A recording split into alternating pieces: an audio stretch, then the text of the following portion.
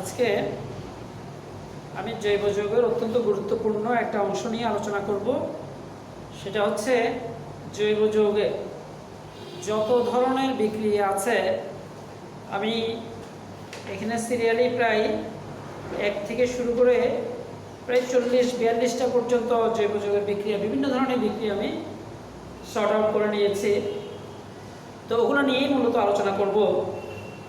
একটা জিনিস খেয়াল করো, তোমাদের এই ক্লাস লেকচারগুলো জাস্ট আমি তোমাদের জন্য দিচ্ছি এই জন্যই যে তুমি অনেক সময় এই হেডফোন কানের মধ্যে লাগিয়ে তুমি যদি জিনিসগুলো শুনো, একটু দেখো, তাহলে কিন্তু অনেক কিছু তোমার রিভিশন, শুয়ে শুয়ে রিভিশন দেওয়া যায়। অথবা ভালো লাগতেছে না, তুমি দেখে দেখে চিন্তা করলো যে না, আমি জৈব যৌগ এগুলো একটু জাস্ট স্যারের লেকচার অনুযায়ী রিভিশন দিই, তাহলে কিন্তু অনেকটুকু কভার হয়ে যাবে। তো এইখান থেকে আমি মূলত আলোচনা করতে গেলে তো অনেক ঘন্টার পর ঘন্টা নেওয়া যায়, কিন্তু সেখানে যেই প্রশ্নগুলো, যেই বিক্রিয়াগুলো তোমাদের জন্য খুব বেশি ইম্পর্ট্যান্ট, যেগুলো বিভিন্নভাবে পরীক্ষায় দেয়, সেই জিনিসগুলোই আমি আলোচনা করব। তো আমি মোটামুটি স্টার্ট করতেছি। আমাদের শুরুতে এই জৈব যৌগের বিক্রিয়ার মধ্যে খুব ইম্পর্ট্যান্ট একটা জিনিস হচ্ছে মার্কনিকভের সূত্র। দেখো, মার্কনিকভের সূত্রটা কি, আমি সূত্রটা প্রথমে বলি।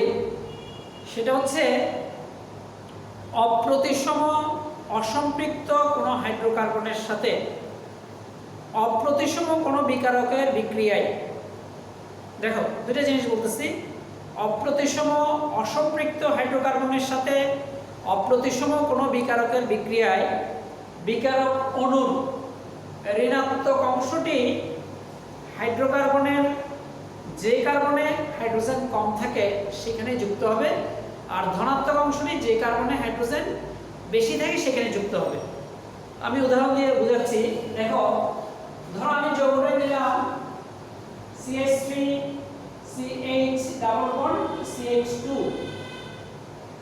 এটা একটা প্রোপিন, এবং এই প্রোপিনটা আমাদের এটা একটা অপ্রতিসম অসম্পৃক্ত হাইড্রোকার্বন। প্রথমে দেখো অসম্পৃক্ত কেন, কারণ আমাদের ডাবল বন্ড বা ট্রিপল বন্ড হইলেই সেগুলো অসম্পৃক্ত হাইড্রোকার্বন। এখানে ডাবল বন্ড আছে, সুতরাং অসম্পৃক্ত। আবার অপ্রতিসম কেন, যদি ডাবল বন্ড বা দ্বিবন্ধনের অথবা ত্রিবন্ধনের ওই পাশে যে কার্বন থাকে, সেই কার্বনে হাইড্রোজেনের সংখ্যা যদি অসমান হয়, ভিন্ন ভিন্ন হয়, যেমন এখানে দুটো হাইড্রোজেন, এখানে একটা হাইড্রোজেন, সুতরাং এই হাইড্রোকার্বনটা অপ্রতিসম আবার অসম্পৃক্ত। তাহলে এই অপ্রতিসম অসম্পৃক্ত হাইড্রোকার্বনের সাথে ধরো আমি HBr হাইড্রোজেন ব্রোমাইড বিক্রিয়া করব। আবার এটা একটা অসম্পৃক্ত যৌগ, এটা একটা অপ্রতিসম যৌগ। কেন অপ্রতিসম? কারণ এখানে হাইড্রোজেন ব্রোমাইড যেটা দেওয়া আছে সেটা হাইড্রোজেনটা প্লাস এবং ব্রোমাইডটা নেগেটিভ বা মাইনাস। এখন যখন এই যৌগের সাথে এই যৌগের বিক্রিয়া হবে, তখন এখানে পজিটিভ প্রান্তটা একটা জায়গায় যাবে আর নেগেটিভ প্রান্তটা আরেকটা কার্বনের সাথে যুক্ত হয়ে ডাবল বন্ডটা সিঙ্গেল বন্ড হয়ে যাবে, এটা আমরা জানি। কিন্তু আমি হাইড্রোজেন যদি এই কার্বনে দেই, ব্রোমিন এখানে দিলে একটা যৌগ তৈরি হবে, আর হাইড্রোজেন যদি আমি এই কার্বনে দিই, ব্রোমিন এখানে দেই, তখন যৌগ তৈরি হবে সম্পূর্ণ ভিন্ন আরেকটা। তাহলে আমাদের মেইন প্রোডাক্ট কোনটা হবে সেটা বের করার জন্যই বিজ্ঞানী মার্কনিকভ একটা সূত্র প্রয়োগ করেন। সেই সূত্রটাই এখন দেখো, অপ্রতিসম অসম্পৃক্ত হাইড্রোকার্বনের সাথে অপ্রতিসম কোন বিকারকের বিক্রিয়ায় বিকারক অণুর ঋণাত্মক অংশটি, এই ঋণাত্মক অংশটি অসম্পৃক্ত হাইড্রোকার্বনের যে কার্বনে হাইড্রোজেন কম থাকবে সেখানে যুক্ত হবে। তার মানে এখানে হাইড্রোজেন কম আছে আর এখানে হাইড্রোজেন বেশি আছে, সুতরাং ব্রোমাইডটা বা নেগেটিভ আয়নটা যুক্ত হবে যে কার্বনে হাইড্রোজেন কম আছে সেখানে, এবং হাইড্রোজেনটা যুক্ত হবে যে কার্বনে হাইড্রোজেন বেশি আছে। অনেক সময় আবার আরেকটা বিভ্রান্তি জাগতে পারে, সেটা হচ্ছে হাইড্রোজেন বেশি তো আছে এখানে, সুতরাং হাইড্রোজেনটা আমি এখানে যুক্ত, কিন্তু এখানে তো তার কোনো রিকোয়ারমেন্ট নাই, এই কার্বনে হাইড্রোজেন 3টে আছে এবং সেখানে কোনো কিছু যুক্ত হবে না। আমার সবসময় যুক্ত হবে ডাবল বন্ড বা ট্রিপল বন্ডের সাথে যে দুটো কার্বন আছে তাদের সাথেই যুক্ত হবে, অন্য কার্বনে না। সুতরাং আমরা মার্কনিকভ সূত্র অনুসারে হাইড্রোজেনটা যুক্ত করব এখানে, ব্রোমিনটা যুক্ত করব এখানে। তাহলে যে যৌগটা তৈরি হবে সেটা হচ্ছে CH3 CH, এখানে Br, তারপরে সিঙ্গেল বন্ড, এখানে CH3। তার মানে এই যৌগটাই প্রস্তুত হলো। তবে এখানে এই যৌগটা প্রস্তুত হবে কিন্তু 90%, অর্থাৎ ম্যাক্সিমাম যৌগ তৈরি হবে এটা। এখানে আরেকটা যৌগ তৈরি হবে, সেটা হচ্ছে বিপরীতটা, মানে হাইড্রোজেন আমি এখানে যুক্ত করে ব্রোমিন এখানে যুক্ত করছি, তাহলে তার যদি উল্টাটা হয়, তাহলে হাইড্রোজেন এখানে ব্রোমিনটা এখানে হয়, তাহলে যৌগ তৈরি হবে CH3 CH2 আবার CH2 Br। তার মানে এই যৌগটা তৈরি হবে এবং এই যৌগের পরিমাণই হবে 10%। তার মানে আমরা পেয়ে গেলাম যে আমাদের মার্কোনিকভ সূত্র অনুসারে হাইড্রোজেনটা সেই কার্বনে যাবে যে কার্বনে হাইড্রোজেন বেশি আছে, আর ব্রোমিনটা সেই কার্বনে যাবে যে কার্বনে হাইড্রোজেন কম আছে। তবে সূত্রটা লেখার সময় আমাদেরকে মনে রাখতে হবে আমরা নেগেটিভ আয়নটা বা ঋণাত্মক আয়নটা কোথায় যাবে সেটাই কিন্তু লিখতে হবে। তাহলে এই সূত্রটা আমি আরেকবার বলি তোমাদের জন্য, সেটা হচ্ছে অপ্রতিসম অসম্পৃক্ত হাইড্রোকার্বনের সাথে অপ্রতিসম কোনো বিকারকের বিক্রিয়ায় বিকারক অণুর ঋণাত্মক অংশটি অসম্পৃক্ত হাইড্রোকার্বনের যে কার্বনে হাইড্রোজেন কম থাকে সেখানেই যুক্ত হবে। তাহলে স্বাভাবিকভাবে আর পজিটিভ আয়নটা বা ধনাত্মক আয়নটা কোথায় যুক্ত হবে সেটা আর বলার আলাদা করে দরকার নাই, অর্থাৎ আমার ঋণাত্মক আয়নটা কোথায় যুক্ত হবে সেটাই আমরা বলতে পারি। এবং সেক্ষেত্রে আমার এখানে 90% যৌগ হবে মার্কোনিকভ সূত্র যেটা ফলো করে সেটা, আর মার্কোনিকভ সূত্র যেটা ফলো করবে না সেই যৌগটা হবে 10%। আমি 90% এবং 10% যৌগ কেন পার্সেন্টেজ এরকম কম বেশি হয় সেগুলো আমাদের ক্লাসে যেখানে আমরা জৈব যৌগের রিঅ্যাকশন মেকানিজম নিয়ে আলোচনা করব সেখানেই বলা হবে। তাহলে গেল আমাদের প্রথম ইয়েটা, যে কোনো অপ্রতিসম অসম্পৃক্ত হাইড্রোকার্বনের সাথে অপ্রতিসম কোনো বিকারকের বিক্রিয়ায় বিকারক অণুর ঋণাত্মক অংশটি অসম্পৃক্ত হাইড্রোকার্বনের যে কার্বনে হাইড্রোজেন কম থাকবে সেখানে যুক্ত হবে। এটা হচ্ছে মার্কোনিকভের সূত্র। গেল আমাদের প্রথম সূত্রটা। এরপরে দেখো আমাদের পরবর্তী সূত্র যেটা, সেটাকে বলা হয় মার্কোনিকভের বিপরীত সূত্র, বা ইংরেজিতে সেটাকে বলা হয় অ্যান্টি মার্কোনিকভস রুল, অ্যান্টি বিপরীত, বা সেটাকে খারাসের পারক্সাইড ফলাফলও বলা হয়। এখানে বিজ্ঞানী খারাস এই সূত্রটা আবিষ্কার করেছিলেন বলেই এটাকে খারাসের পারক্সাইড ফলাফল বলা হয়। সেটাও কিন্তু অনেকটা মার্কোনিকভের সূত্রের মতোই, কিন্তু একটু ডিফারেন্স আছে, সেটা হচ্ছে আমি একই যৌগ দিয়ে রেখাটা করতেছি CH3CH ডাবল বন্ড CH2। এটা যখন HBr হাইড্রোজেন ব্রোমাইডের সাথে বিক্রিয়া করলো, কিন্তু এখানে আমাদের প্রভাবকটা একটু করে চেঞ্জ করতে হবে। সেটা হচ্ছে যদি এটা জৈব পারক্সাইড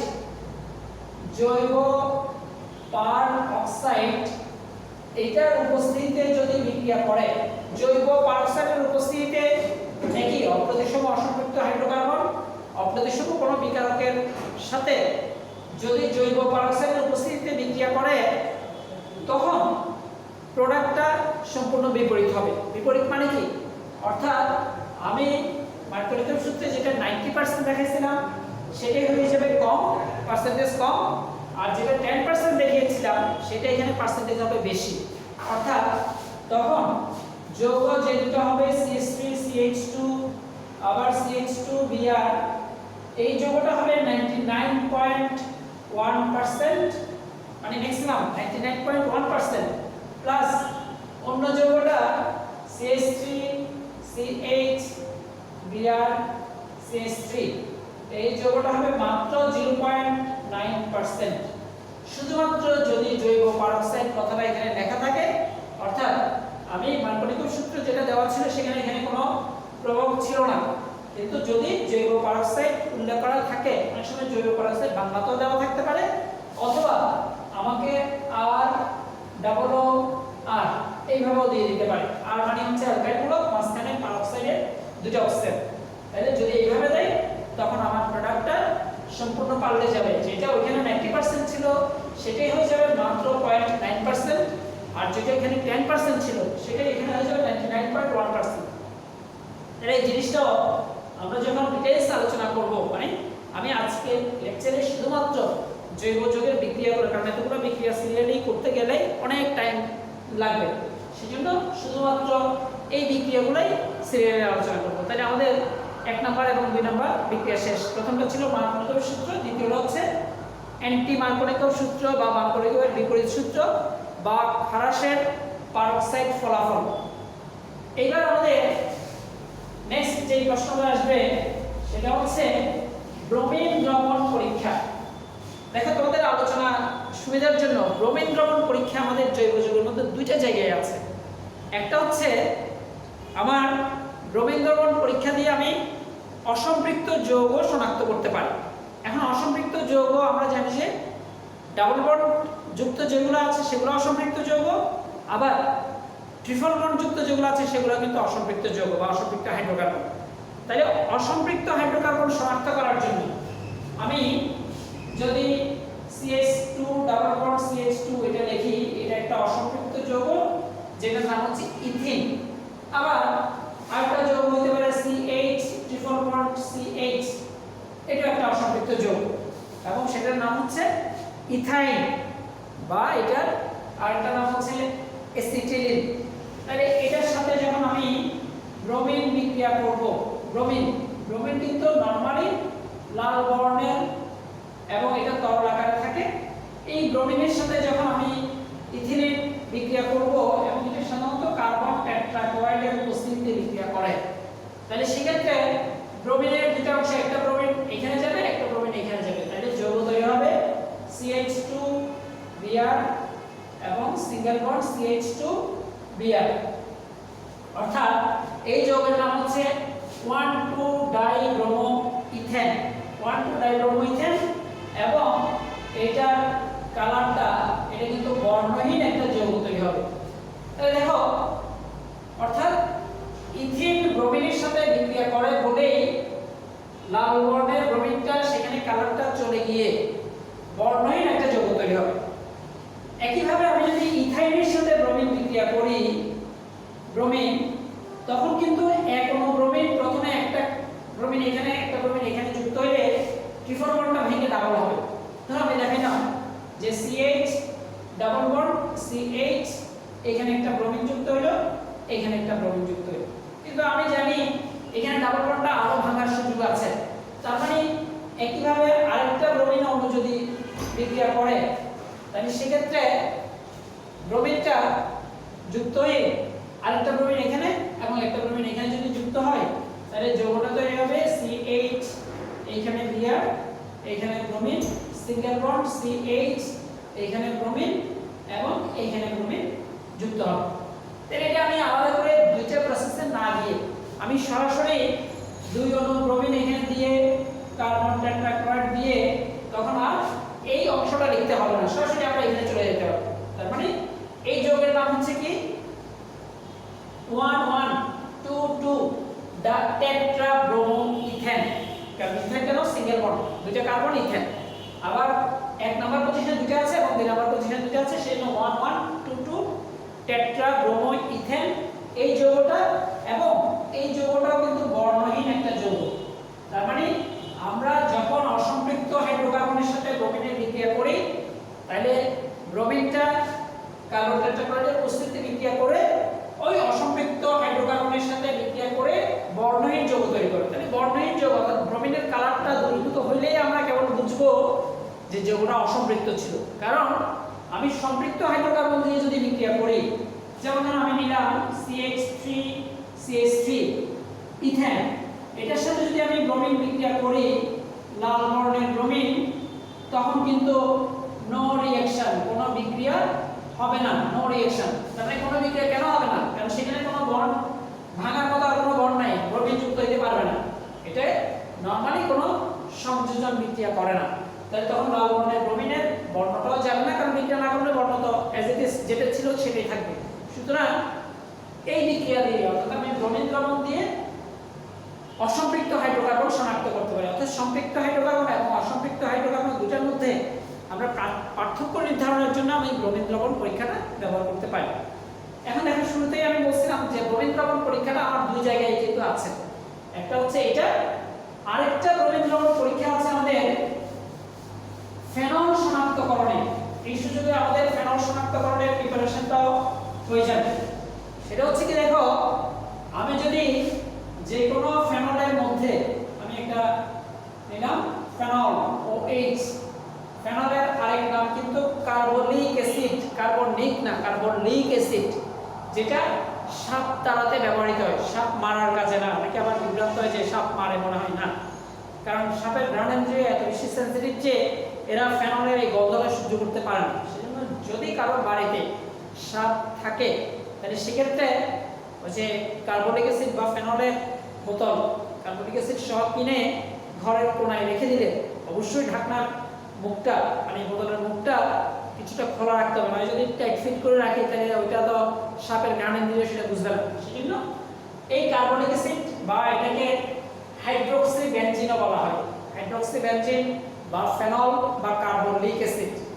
তাইলে আমরা যেটা বললাম যে ব্রোমিনের সাথে যদি বিক্রিয়া করে তাহলে ব্রোমিনের সাথে 3 অণু ব্রোমিন এখানে বিক্রিয়া করে আমার যেই যৌগটা তৈরি হবে সেটা দেখো, এখানে OH, এখানে ব্রোমিন একটা অর্থ পজিশনে, প্যারা পজিশনে আরেকটা ব্রোমিন, এবং এখানে অর্থ পজিশনে আরেকটা ব্রোমিন, প্লাস যেহেতু এখানে 3টা জায়গা থেকে 3টা হাইড্রোজেন সত্যছে আর ব্রোমিন এখানে 3টা রয়ে গেছে, তাহলে সেই HBr, এবং এখানে যে যৌগটা তৈরি হবে সেটা সাদা বর্ণের একটা অধক্ষেপ তৈরি হবে এবং সেটার নাম হবে 2,4,6 ট্রাইব্রোমোফেনল। আমি দ্রুততার জন্য মানে যৌগগুলোর নামগুলো এখানে নিচে লিখতেছি না, তোমরা নিজেরা একটু সেটা কনফার্ম করে নেবা। তাহলে এই যৌগের নাম হচ্ছে 2,4,6 ট্রাইব্রোমোফেনল। সুতরাং আমি ব্রোমিন দ্রবণ দিয়ে কিন্তু দুইটা জিনিস শনাক্ত করতে পারি। আমাদের প্রথম যেটা ছিল সেটা হচ্ছে অসম্পৃক্ত হাইড্রোকার্বন শনাক্ত করতে পারি, আর এখন যেটা দেখালাম সেটা হচ্ছে এই ব্রোমিন দ্রবণ দিয়ে আমি ফেনল শনাক্ত করতে পারি। ফেনলের আরো শনাক্তকরণ আছে, যখন সেগুলো আসবে তখন সেই ক্ষেত্রে আমি সেটাই কি করব, আলোচনা করব। এবার দেখো, তাহলে আমাদের ব্রোমিন দ্রবণ পরীক্ষাও শেষ। তাহলে ব্রোমিন দ্রবণ পরীক্ষা অসম্পৃক্ত হাইড্রোকার্বন শনাক্ত করা যায় আর ফেনল শনাক্ত করা যায়। এবার আমরা যেটা দেখব সেটা হচ্ছে বেয়ার পরীক্ষা। বেয়ার, এটা বেয়ার টেস্ট বা বেয়ার পরীক্ষা, এটাও কিন্তু অসম্পৃক্ত হাইড্রোকার্বন শনাক্ত করার জন্য ব্যবহৃত হয়। অসম্পৃক্ত হাইড্রোকার্বন শনাক্ত করার জন্য বেয়ার পরীক্ষা ব্যবহৃত হয়। সেটা কিরকম? সেটা হচ্ছে আমি আবারও অসম্পৃক্ত হাইড্রোকার্বন হিসেবে CH3 CH double bond CH2 এই যৌগটা লিখলাম। এখন এই যৌগটা পানি প্লাস জায়মান অক্সিজেন। এখন রুট করে আমি পানি এবং জায়মান অক্সিজেন কোথা থেকে লিখলাম? সেটা হচ্ছে এই পটাশিয়াম পারম্যাঙ্গানেট KMnO4 এবং পটাশিয়াম হাইড্রোক্সাইডের বিক্রিয়ায় পটাশিয়াম ম্যাঙ্গানেট পানি জায়মান অক্সিজেন উৎপন্ন হয়। তাহলে সেই বিক্রিয়াটা আমাকে এখানে আলাদা করে দেখাতে হচ্ছে না, আমি জাস্ট বুঝার সুবিধার্থে বললাম যে পটাশিয়াম পারম্যাঙ্গানেট পটাশিয়াম হাইড্রোক্সাইডের সাথে বিক্রিয়া করে অন্যান্য যৌগের সাথে, সেখানে পটাশিয়াম ম্যাঙ্গানেট একটা যৌগ হয় K2MnO4, তোমরা বই থেকে সেটা দেখে নিবা, আর সাথে পানি এবং জায়মান অক্সিজেন উৎপন্ন হয়। তাহলে এই যে পানি এবং জায়মান অক্সিজেন এই প্রোপিনের সাথে, এখানে এর আগে আমি ইথিন দিয়ে দেখাচ্ছি, এই বিক্রিয়াটা আমি প্রোপিন দিয়ে দেখাচ্ছি, ডাবল বন্ড আছে। সুতরাং এখানে হাইড্রোজেন, পানি এবং অক্সিজেন মিলে দুইটা হাইড্রোজেন এবং দুইটা অক্সিজেন হচ্ছে। সেই দুইটা হাইড্রোজেন এবং দুইটা অক্সিজেনকে আমি দুইটা OH হিসেবে লিখতে পারি। তাহলে যৌগ যেটা তৈরি হবে সেই যৌগটা হবে CH3 CH, এখানে একটা OH, যে CHOH সিঙ্গেল বন্ড CH2OH। তাহলে দেখো এই যৌগের পাশাপাশি দুইটা কার্বনের দুইটা হাইড্রোক্সিল মূলক আছে। দুইটা হাইড্রোক্সিল মূলক থাকলে সেটা অ্যালকোহল হয়, এবং এই যৌগের নাম হচ্ছে প্রোপেন 1,2-ডাইঅল। দেখো প্রথম কথা হচ্ছে এটা একটা সম্পৃক্ত হাইড্রোকার্বন হয়ে গেছে, কারণ এখানে ডাবল বন্ড নাই। তার মানে 3 কার্বন বিশিষ্ট অ্যালকেনের নাম হচ্ছে প্রোপেন, আর 1 এবং 2 নম্বর পজিশনে দুটো অ্যালকোহল মূলক আছে বলে এটার নাম হচ্ছে প্রোপেন 1,2-ডাইঅল, অথবা এটাকে আমরা প্রোপিলিন গ্লাইকলও বলতে পারি। গ্লাইকল মানে হচ্ছে যখন পাশাপাশি দুটো কার্বনে দুটো OH মূলক থাকবে সেটাকে গ্লাইকল বলা হয়। আমাদের এটা যাতে বিভ্রান্ত না হও সেজন্যই বলছি, সেটা হচ্ছে গ্লাইকল আর গ্লাইকোজেনের মধ্যে পার্থক্য আছে, এই সুযোগে বলে দিই। যেমন CH2OH আবার CH2OH, এই যৌগটা হচ্ছে ইথিলিন গ্লাইকল। এর নাম কি? ইথিলিন গ্লাইকল বা ইথেন 1,2-ডাইঅল।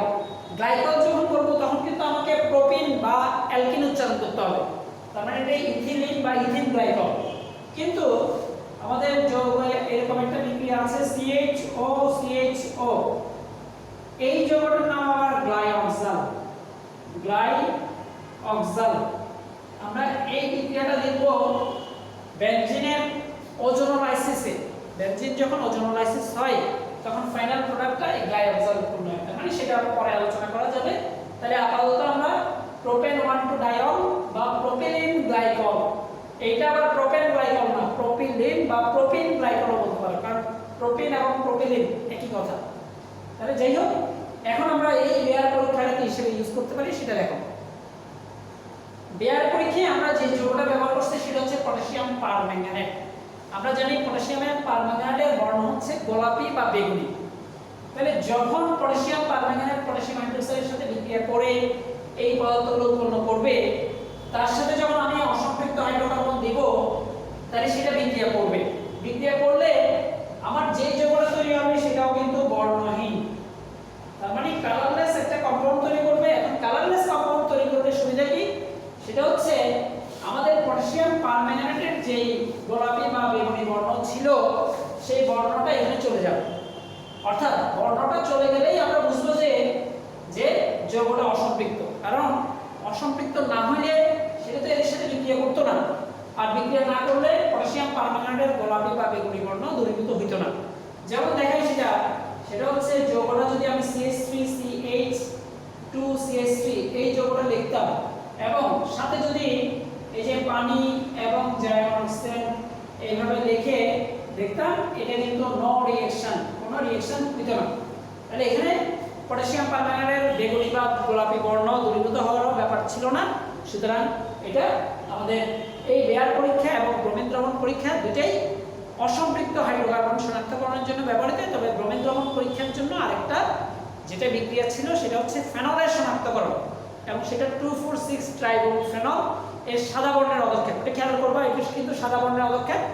আর ব্রোমিন দ্রবণ পরীক্ষায় যেটা প্রোডাক্ট উৎপন্ন হয় সেটা কিন্তু বর্ণহীন, দুটোর মধ্যে পার্থক্য আছে। তাহলে গেল আমাদের বেয়ার পরীক্ষা। আমি একটু দ্রুতই আলোচনা করছি এই জন্য যে কারণ আমাদের বিক্রিয়া অনেকগুলো বিক্রিয়া আছে, সবগুলো ধীরে ধীরে আলোচনা করতে হবে আমাদের। এরপরে 5 নম্বর যে বিক্রিয়াটা সেটা হচ্ছে উডস বিক্রিয়া, খুবই ইম্পর্টেন্ট একটা বিক্রিয়া, উডস বিক্রিয়া। এই উডস বিক্রিয়াটা কি সেটা একটু দেখো। সেটা হচ্ছে অ্যালকাইল হ্যালাইড, যেমন যে কোনো একটা অ্যালকাইল হ্যালাইড আমি নিলাম CH3Cl, methyl chloride, alkyl halide, এটা অ্যালকাইল এটা হ্যালাইড, অথবা এটাকে আমি সংক্ষেপে RX দিয়েও লিখতে পারি। R মানে অ্যালকাইল, X মানে হ্যালোজেন, অ্যালকাইল হ্যালাইড। অ্যালকাইল হ্যালাইডের দুটি অণু, আমি একই অণু আরেকটা লিখলাম CH3Cl, তাহলে অ্যালকাইল হ্যালাইডের দুটি অণু সোডিয়ামের সাথে বিক্রিয়া করে, দুই অণু সোডিয়ামের সাথে বিক্রিয়া করবে এবং কিসের উপস্থিতিতে? এটা হচ্ছে শুষ্ক ইথারের উপস্থিতিতে। শুষ্ক ইথারের উপস্থিতিতে অ্যালকাইল হাইড্রাইড দুটি অণু সোডিয়ামের সাথে বিক্রিয়া করে এখানে দেখো এই মিথাইল বা অ্যালকাইল এই অ্যালকাইলের সাথে যুক্ত হয়ে যৌগ তৈরি করবে CH3 প্লাস। তার মানে এটা একটা, এখানে এক কার্বন এখানে এক কার্বন, অর্থাৎ মিথাইল মিলের যুক্ত হয়ে এটা ইথেন তৈরি করে। আর এখানে সোডিয়াম দুটো ক্লোরিন দুটোর সাথে যুক্ত হয়ে 2 সোডিয়াম ক্লোরাইড তৈরি করবে। তার মানে আমরা যৌগটা নিছিলাম কিন্তু মিথাইল ক্লোরাইড, এক কার্বন বিশিষ্ট অ্যালকাইল হ্যালাইড। যদি এক কার্বন বিশিষ্ট অ্যালকাইল হ্যালাইড দুই অণু নেওয়া হয়েছে, আমি হয়তো বুঝার সুবিধার্থে এখানে দুটো আলাদা করে লিখছি। আমি চাইলে এইভাবে না লিখে শুধুমাত্র একটাতে দুই অণু একবারে দিয়ে দিতে পারতাম। তাহলে সেক্ষেত্রে যদি অ্যালকাইল হ্যালাইডের দুইটা অণু, এখানে একটা জিনিস খেয়াল করবা সেটা হচ্ছে একই যৌগের দুটো অণু নিতে হবে, একই যৌগের দুটো অণু। আমি একটা মিথাইল ক্লোরাইড নিলাম, একটা ইথাইল ক্লোরাইড নিলাম, তাহলে কিন্তু বিক্রিয়াটাতে আমাদের কাঙ্ক্ষিত প্রোডাক্ট উৎপন্ন হবে না, সেটা আমি দেখিয়ে দিচ্ছি।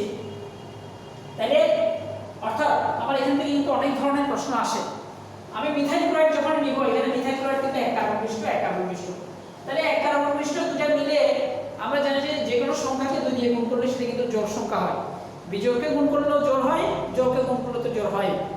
তাহলে এইখানে আমি মিথাইল ক্লোরাইডের দুটো অণু নিয়েছিলাম, সুতরাং দুটো মিলে তারা 2 কার্বন বিশিষ্ট একটা অ্যালকেন তৈরি করে। এখন আমি যদি 2 কার্বন বিশিষ্ট CH3 CH2 Cl এটা যদি 2 অণু নিয়ে একইভাবে দুটো সোডিয়ামের সাথে বিক্রিয়া করে এবং এখানে ড্রাই ইথার বা শুষ্ক ইথারের উপস্থিতিতে বিক্রিয়া করলে এখানে 2 কার্বন বিশিষ্ট, তাহলে CH3 CH2 এটার একটা পার্ট আর একটা CH2 CH3 plus 2 sodium chloride, তাহলে এই যৌগটা তৈরি হচ্ছে। তাহলে খেয়াল করে দেখো, আমি 2 কার্বন বিশিষ্ট অ্যালকেন হ্যালাইড নিলে তখন 4 কার্বন বিশিষ্ট অ্যালকেন তৈরি হবে। অর্থাৎ আমাদের এখানে সবসময় জোড় কার্বন বিশিষ্ট অ্যালকেন তৈরি হয়। আমি যদি 6 কার্বন বিশিষ্ট অ্যালকেন তৈরি করতে চাই তাহলে কি করতে হবে? তাহলে সেক্ষেত্রে আমাকে 6 এর অর্ধেক 3, তার মানে 3 কার্বন বিশিষ্ট অ্যালকেন হ্যালাইড নিতে হবে। এখন 3 কার্বন বিশিষ্ট অ্যালকেন হ্যালাইড মানে হচ্ছে প্রোপাইল ক্লোরাইড বা ক্লোরোপ্রোপেন। তাহলে সেটা নিলে আমাদের 6 কার্বন বিশিষ্ট হবে। আর এখানে যদি তুমি চিন্তা করো আমি 4 কার্বন বিশিষ্ট একটা অ্যালকেন হ্যালাইড নেব, তাহলে 4 কার্বন বিশিষ্ট একটা অ্যালকেন হ্যালাইড, মাথায় একটু বুদ্ধি খাটাও, 4 কার্বন বিশিষ্ট অ্যালকেন হ্যালাইড যদি দুটো হয় তাহলে 4 4 মিলে কত 8, তাহলে 8 কার্বন বিশিষ্ট একটা অ্যালকেন তৈরি হবে। তাহলে 8 কার্বন বিশিষ্ট অ্যালকেনের নাম হচ্ছে অক্টেন। অর্থাৎ আমি অক্টেন তৈরি করতে পারবো বিউটাইল ক্লোরাইডের দুটো অণু দিয়ে সোডিয়ামের সাথে যদি একইভাবে শুষ্ক ইথারের উপস্থিতিতে বিক্রিয়া করি। অর্থাৎ আমাদের এখানে প্রশ্ন হয় যে আমার ওটস বিক্রিয়ায় সবসময় জোড় কার্বন বিশিষ্ট অ্যালকেন উৎপন্ন হয়। ঠিক আছে, জোড় কার্বন বিশিষ্ট অ্যালকেন উৎপন্ন হয়। এখন তোমার হয়তো মনে প্রশ্ন জাগতে পারে যে আমি এখানে একটা জোড় নিলাম, এখানে একটা বিজোড় নিলাম, তাহলে ব্যাপারটা কি হবে সেটা একটু দেখো। সেটা ডিটেইল বইতে দেওয়া আছে, আমি সেটা আলোচনা করতেছি। ধরো এটা মিথাইল ক্লোরাইড রাখলাম, আমি এখানে এই পাশের যৌগটাকে ইথাইল ক্লোরাইড দিলাম, তাহলে CH3 CH2 Cl নিলাম। এবার দেখো এখানে যেটা হবে, আমরা তো ইথাইল ক্লোরাইড কিংবা মিথাইল ক্লোরাইড এটা গুণে গুণে নিতে পারবো না যে এক অণু নিলাম আর দিতে পারবো না এক অণুই বিক্রিয়া করো, সেটা না। আমরা যখনই বিক্রিয়া করবো সেখানে লক্ষ লক্ষ কোটি কোটি অণু থাকবে। তাহলে সেক্ষেত্রে ইথাইল ক্লোরাইড সেখানে দুটো অণু বিক্রিয়া করে একটা যৌগ তৈরি হবে CH3 CH2 CH2 CH3, মানে ইথাইল ক্লোরাইডের দুটো অণু বিক্রিয়া করে এই যৌগ অর্থাৎ বিউটান একটা যৌগ তৈরি হবে। আবার মিথাইল ক্লোরাইডের দুটো অণু বিক্রিয়া করে মিথাইল ক্লোরাইডের দুটো অণু বিক্রিয়া করে ইথেন একটা যৌগ তৈরি হবে। তার মানে এটার একটা যৌগ তৈরি হলো বিউটান, আবার এটার দুটো মিলে যৌগ তৈরি হলো ইথেন, আবার এটার একটা পার্ট এবং এটার একটা পার্ট মিলে তৈরি হলো CH3 CH2 CH3। তার মানে প্রোপেনও তৈরি হয়েছে, তিনটাই তৈরি হয়েছে। কিন্তু আমাদের কাঙ্ক্ষিত প্রোডাক্ট যেহেতু আমি চিন্তা করছিলাম যে প্রোপেন তৈরি করার জন্য আমি বিক্রিয়া করতেছি, কিন্তু তাতে শুধু প্রোপেন তৈরি হচ্ছে না, অর্থাৎ সাথে আমাদের ইথেন বিউটেন প্রোপেন এবং অন্যান্য সোডিয়াম ক্লোরাইড মিলে সোডিয়াম ক্লোরাইড তৈরি হবে, সেটা আলাদা জিনিস। কিন্তু এখানে এদেরকে পৃথকীকরণ খুব কষ্টসাধ্য, সেজন্যই এই বিক্রিয়ায় অর্থাৎ তাদের স্ফুটনাঙ্ক গলনাঙ্ক এগুলো খুব কাছাকাছি বলে এদেরকে সহজে পৃথক করা যায় না বলে এই বিক্রিয়ার মাধ্যমে আমরা সাধারণত বিজোড় সংখ্যক অ্যালকেন উৎপন্ন করি না, সবসময় জোড় সংখ্যক কার্বন বিশিষ্ট অ্যালকেন উৎপন্ন করার জন্য বিক্রিয়াটা করি। এখন প্রশ্ন জাগে যে তাহলে আমরা বিজোড় সংখ্যক অ্যালকেন কিভাবে উৎপন্ন করব, সেটা এই প্রসেস ছাড়াও আমাদের অন্য আরো অনেক প্রসেস আছে, সেটা দিয়ে আমরা দেখাবো। তাহলে গেল আমাদের ওটস বিক্রিয়া। এখন ওটস বিক্রিয়ার পরপরই আমাদের আরেকটা ইম্পর্টেন্ট জিনিস আছে, সেটা হচ্ছে ওটস ফিটিক বিক্রিয়া। ওটস ফিটিক বাংলাতে কি করবে সেটা হচ্ছে ওটস ফিটিক বিক্রিয়া। দেখো এই ওটস ফিটিক এটা দুজন বিজ্ঞানীর নাম আলাদা আলাদা করে, আরেকটা শুধু ওটস, এখানে ফিটিক সহ দুজন বিজ্ঞানীর নাম অনুসারে সেটা করা হচ্ছে ওটস ফিটিক বিক্রিয়া। তাহলে বিক্রিয়াটা কি আগে দেখো, সেটা হচ্ছে এখানে একটা অ্যালকাইল হ্যালাইড প্রথমে আমি নিলাম মিথাইল ক্লোরাইড প্লাস আবারও সোডিয়াম প্লাস, এইবার দেখো আগেরটা আমরা যে যৌগটা নিছিলাম সেটা হচ্ছে অ্যালিফেটিক হ্যালাইড, এটা অ্যালিফেটিক যৌগ আর এটা হচ্ছে অ্যারোমেটিক হ্যালাইড।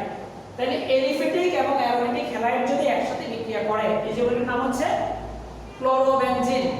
তাহলে ক্লোরোবেনজিন যদি মিথাইল ক্লোরাইডের সাথে বিক্রিয়া করে, সেটাও কন্ডিশন সেম, সেটা হচ্ছে শুষ্ক ইথার। তাহলে শুষ্ক ইথারের উপস্থিতিতে যদি মিথাইল ক্লোরাইড এবং ক্লোরোবেনজিন সোডিয়ামের সাথে বিক্রিয়া করে, তখন এই ক্লোরিন সোডিয়ামের সাথে যুক্ত হয়ে সোডিয়াম ক্লোরাইড তৈরি করবে, আর বেনজিন রিংয়ের সাথে ওই যে এই অংশে অর্থাৎ এলিফ্যাটিক অংশের মিথাইল অংশটা এখানে যুক্ত হবে। তাহলে এই যৌগটা তৈরি হলো মিথাইল বেনজিন, বা এটার আরেকটা নাম আছে সেটা হচ্ছে টলুইন বলা হয়, এটাকে টলুইন।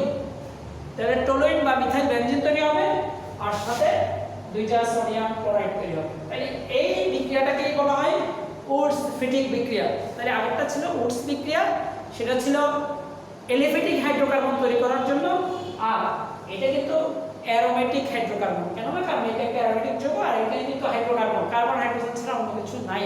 সুতরাং অ্যারোমেটিক হাইড্রোকার্বন তৈরি করার জন্য আমাদের উডস-ফিটিক বিক্রিয়া ব্যবহার করতে হবে, আর এলিফ্যাটিক উচ্চতর জোর কার্বন মিশ্রিত হাইড্রোকার্বন তৈরি করার জন্য আমাদের উডস বিক্রিয়া ব্যবহার করতে হবে। কন্ডিশন কিন্তু সেম, যে অ্যালকাইল হ্যালাইড এবং অ্যারাইল হ্যালাইড সোডিয়ামের সাথে শুষ্ক ইথারের উপস্থিতিতে বিক্রিয়া করে উচ্চতর অ্যারোমেটিক হাইড্রোকার্বন তৈরি করার বিক্রিয়াকে উডস-ফিটিক বিক্রিয়া বলে। তাহলে আমাদের আরেকটা বিক্রিয়া, আমাদের এর মধ্যে 6 নাম্বার পর্যন্ত আমার লেখার যে এটা 6 নাম্বার পর্যন্ত বিক্রিয়া চলে আসছে। আমি জাস্ট তোমাদেরকে দেখানোর জন্য এই যে জৈব জৈব বিক্রিয়াটা আমি কিভাবে সাজিয়েছি সেটা একটু দেখো। মার্কোনিকের সূত্র মানে সিরিয়ালে সব কিছু আছে, কোন বিক্রিয়া কোনটা পরে আমি আলোচনা করব। তাহলে এরপরে আবার আছে এখানে বাকি বিক্রিয়াগুলো লুকাস বিকারক পরীক্ষায় যে এই পুরা সবগুলো নাম্বার অনুসারে সেটা দেওয়া আছে। এরপরে আবার পরের পেজ মানে জৈব যৌগের আমার যত বিক্রিয়া আছে আমি সবগুলো যদি ক্লাস মনোযোগ দিয়ে করি, তাহলে আমাদের এই সুযোগে সেটা রিভিশন হয়ে যাবে। এখানেও আছে, তারপরে কিছু হয়তো বিক্রিয়া বাদ দেওয়া হয়েছে যেগুলো লেস অতটা ইম্পর্টেন্ট না এই মানে পরিস্থিতিতে। তাহলে সেক্ষেত্রে আমি সিরিয়ালি এখন পর্যন্ত উডস-ফিটিক বিক্রিয়া পর্যন্ত গিয়েছি।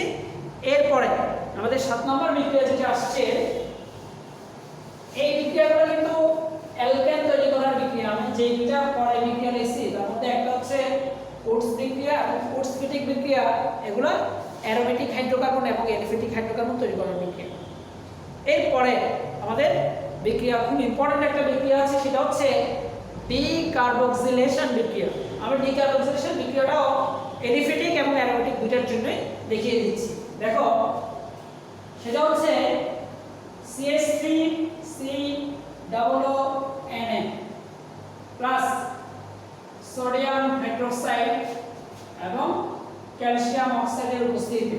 দেখো, এটা হচ্ছে কার্বক্সিলিক অ্যাসিডের সোডিয়াম লবণ বা ফ্যাটি অ্যাসিডের সোডিয়াম লবণ।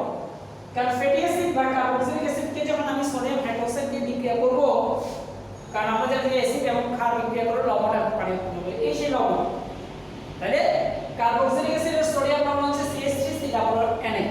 সেটা কার্বনের সংখ্যা আমি বাড়িয়ে, এই যৌগের নাম হচ্ছে সোডিয়াম ইথানোয়েট, তা আমি আরেকটা কার্বন যদি বাড়িয়ে দিই তাহলে সোডিয়াম প্রোপানোয়েট, 4 কার্বনের সোডিয়াম বিউটানোয়েট এইভাবে আসবে।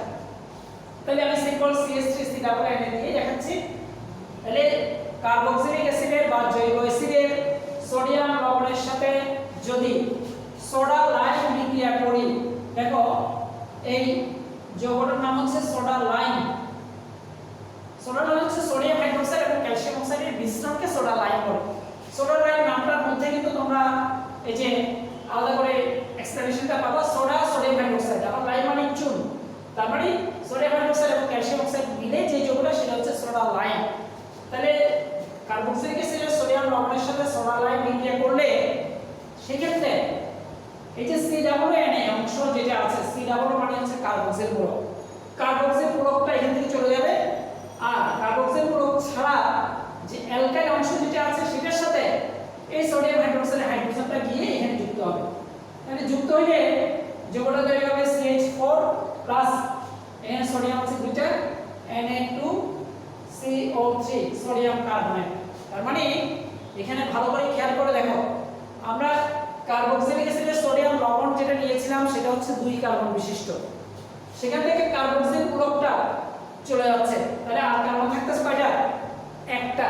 তাহলে এক কার্বন বিশিষ্ট অ্যালকেন উৎপন্ন করে। অর্থাৎ এখানে সবসময় দেখা যায় সি ডাবল অংশটা একটা কার্বন নিয়ে বেরিয়ে যাবে। তাহলে একটা কার্বন যদি বেরিয়ে যায়, কমে যায়, তাহলে কার্বনের সংখ্যা সবসময় একটা কমে যাবে। এবং এই বিক্রিয়াটাকে ডিকার্বক্সিলেশন বলার অর্থ হচ্ছে, ডি মানে হচ্ছে ডিডাক্ট হওয়া, বাদ যাওয়া, আর কার্বক্সিলেশন মানে হচ্ছে কার্বক্সিল গুলো বাদ যাওয়া। তাহলে ডিকার্বক্সিলেশন হচ্ছে কোন যৌগ থেকে যখন কার্বক্সিল মূলকটা অপসারিত হয় বা বাদ যায়, চলে যায়, সেটাকে ডিকার্বক্সিলেশন বিক্রিয়া বলা হয়। তাহলে আমরা ইথানোয়েট, সোডিয়াম ইথানোয়েটের সাথে সোডিয়াম হাইড্রোক্সাইড বিক্রিয়া, সোডিয়াম হাইড্রোক্সাইড এবং ক্যালসিয়াম অক্সাইডের মিশ্রণ মানে সোডা লাইম বিক্রিয়া করলে, আমরা বলার সময় কিন্তু সোডা লাইমের বিক্রিয়া করব। তাহলে ফ্যাটি অ্যাসিড বা জৈব অ্যাসিডের সোডিয়াম লবণের সাথে সোডা লাইম বিক্রিয়া করলে কার্বক্সিল মূলক সরে গিয়ে, কার্বক্সিল মূলক অপসারিত হয়ে একটা কার্বন কমে গিয়ে, কার্বন হ্রাস পেয়ে একটা অ্যালকেন উৎপন্ন হয়। সেই বিক্রিয়াটাকে ডিকার্বক্সিলেশন বিক্রিয়া বলা হয়। এখন ধরো তোমাকে 3 কার্বন বিশিষ্ট অ্যালকেন তৈরি করতে দিল। আমরা জানি 3 কার্বন বিশিষ্ট অ্যালকেন তৈরি হতে হলে আমাকে অবশ্যই এখানে চুজ করতে হবে। আমি বিক্রিয়াটা লিখিয়ে দিই, CH3 CH2 আবার CH2 COONA, মানে এই কার্বন সহ 4 কার্বন। সুতরাং এই যৌগটার নাম হচ্ছে সোডিয়াম বিউটানোয়েট। Sodium butanoate. তাহলে সোডিয়াম বিউটানোয়েটের সাথে যদি আমি সোডিয়াম হাইড্রোক্সাইড এবং ক্যালসিয়াম অক্সাইড বা সোডা লাইম বিক্রিয়া করি, তখন এই অংশটা বাদ দিয়ে আমার যৌগ যেটা তৈরি হবে সেটা হচ্ছে CH3 CH2 CH3 propane plus sodium carbonate. তাহলে এটা তৈরি হবে, প্রোপেন তৈরি হবে। তাহলে এই বিক্রিয়াটাকে ডিকার্বক্সিলেশন বিক্রিয়া বলে। আমি এটা এলিফ্যাটিক হাইড্রোকার্বন তৈরি করার ক্ষেত্রে দেখালাম। এবার দেখো আমরা যদি অ্যারোমেটিক হাইড্রোকার্বন তৈরি করি, তাহলে সেই ক্ষেত্রে আমার এই বিক্রিয়াটা অসংখ্যবার পরীক্ষায় আসছে COONA। এখানে কিন্তু COONA আছে। আর এটাও যদি আমি সোডিয়াম হাইড্রোক্সাইড এবং ক্যালসিয়াম অক্সাইডের মিশ্রণের সাথে বিক্রিয়া করি, এখানে যে যৌগটা আমরা নিলাম সেটার নাম হচ্ছে সোডিয়াম বেনজয়েট। কারণ COOH থাকলে সেটার নাম হতো বেনজয়িক অ্যাসিড। তাহলে এখন আমার বেনজয়িক অ্যাসিডের হাইড্রোজেনকে সরিয়ে যদি আমি সোডিয়াম নিই, তাহলে সেটার নাম হচ্ছে সোডিয়াম বেনজয়েট। তাহলে সোডিয়াম বেনজয়েটের সাথে সোডিয়াম হাইড্রোক্সাইড এবং ক্যালসিয়াম অক্সাইডের মিশ্রণ বা সোডা লাইম বিক্রিয়া করলে একইভাবে আমাদের ওই COONA অংশটা যদি চলে যায়, COONA অংশটা চলে গেল, এই হাইড্রোজেনটা এই বেনজিন রিংয়ের এখানে, কারণ এখানে তো একটা হাইড্রোজেন তখন শর্ট করতেছে, তাহলে হাইড্রোজেনটা গিয়ে যদি যুক্ত হয়ে গেলে বেনজিন উৎপন্ন হলো এবং সাথে সোডিয়াম কার্বনেট তৈরি হলো। তাহলে এই বিক্রিয়া বেনজিন প্রস্তুতির বিক্রিয়াটাও আমরা ডিকার্বক্সিলেশন বিক্রিয়ার মাধ্যমে করতে পারি। এটা হচ্ছে অ্যারোমেটিক হাইড্রোকার্বন, এটা এলিফ্যাটিক হাইড্রোকার্বন। এটা এই বিক্রিয়ায় যেমন একবার আমাদের 2018 এর সম্ভবত অবজেক্টিভের প্রথম প্রশ্নটা ছিল কোন বিক্রিয়া দ্বারা কার্বন শিকল হ্রাস করা যায়, তার মধ্যে বিক্রিয়াটা ছিল ডিকার্বক্সিলেশন বিক্রিয়া। তার মানে অর্থাৎ ডিকার্বক্সিলেশন বিক্রিয়ায় কার্বন সংখ্যা হ্রাস করা যায়। এই কার্বন সংখ্যা হ্রাস করার আমাদের আরো অনেক বিক্রিয়া আছে, সেটা আমরা ধীরে ধীরে আলোচনা করব। তাহলে আমরা গেল ডিকার্বক্সিলেশন বিক্রিয়া, আমরা ব্র্যাকেটে এলিফ্যাটিক এবং অ্যারোমেটিক দুটো লিখেছিলাম। তাহলে আমাদের দুটোই ক্লিয়ার হলো। এলিফ্যাটিকের ক্ষেত্রে আমরা মিথেন তৈরি করে দেখাইলাম, আর অ্যারোমেটিকের ক্ষেত্রে আমরা বেনজিন তৈরি করে দেখাইলাম।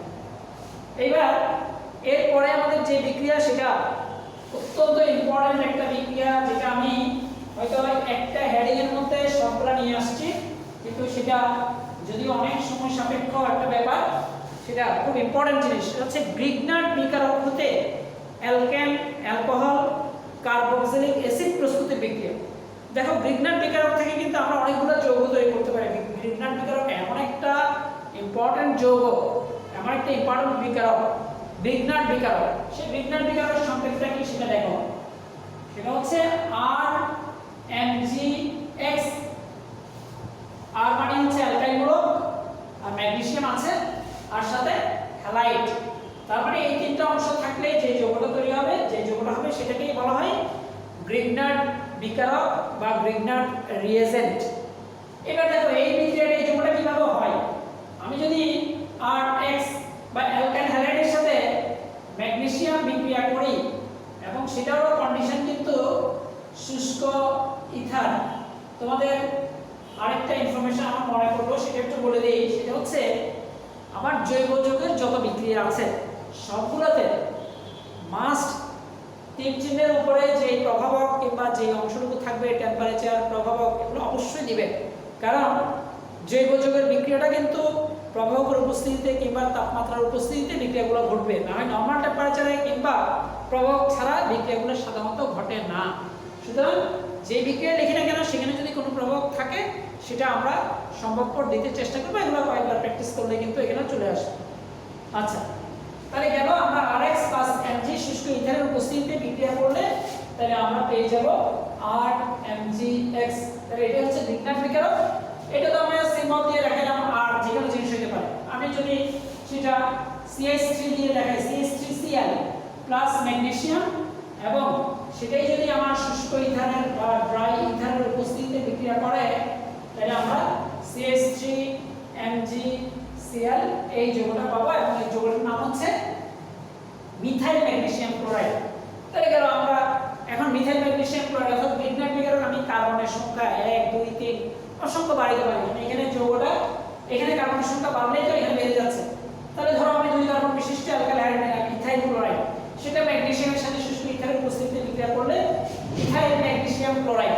এখানে যে ক্লোরাইড নিতে হবে তা না, এটা আমরা methyl bromide, methyl iodide, methyl fluoride বিভিন্ন যৌগ নিতে পারি।